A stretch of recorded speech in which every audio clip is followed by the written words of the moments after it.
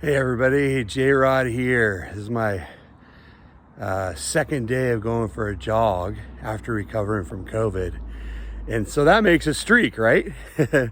Anyway, I wanted to tell a quick story about how quick it came on. And I went down to San Diego to take Zachary, my youngest son, to college. And I kind of had a sore throat, and didn't think anything of it. I thought it was like the AC was, because it was so warm down there. I thought it was something like that. Then I kind of got run down over the next couple of days. Like, my energy level was down, but I had no problem. And I just figured it was a little late summer cold or whatever. And then it just kept getting worse to the point where like even rolling over in bed just took too much energy for me, And so I kept taking my temperature. I didn't have a temperature for a while, but eventually I did. And I was talking to a friend who was a nurse, and I said, yeah, I put some Vicks on my nose, the Vicks vapor rub. And she goes, can you smell it? I didn't even think about that. I go, oh no, I can't smell it. She goes, get to the hospital now. So I took my temperature at that point, and it was over 100. And I'm like, okay. So it took everything I can do to get to the hospital. I just had no energy, but I went to St. Vincent's and walked into the emergency room, collapsed, like literally, I'm not kidding you. And I'm a big guy. I'm 6'6" and go a little bit over 250.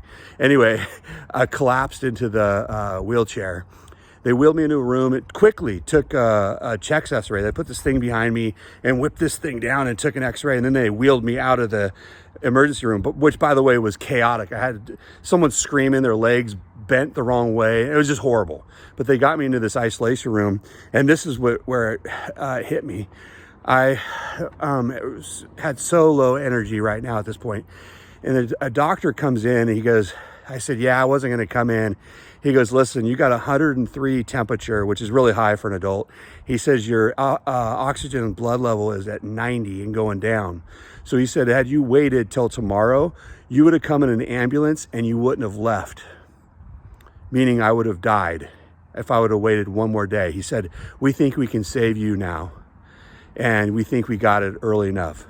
So they wheeled me into an isolation room, which is on the 9th or 10th floor of the St. Vincent's, which is their COVID floor. And people were in hazmat suits. And I had a 5-day stay. And the treatment was many things. I was pricked and poked and steroids and this and that and shots. But the big thing was, I think it's called remdesivir, which saved my life. And so I can't say enough about the nurses and doctors and everybody at St. Vincent's, their quick, help and diagnosis and treatment.